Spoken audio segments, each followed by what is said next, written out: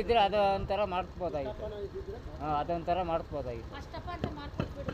ಹಚ್ಚಿಲ್ಲಪ್ಪ, ಹಚ್ಚಿಲ್ಲ ಎಲ್ಲ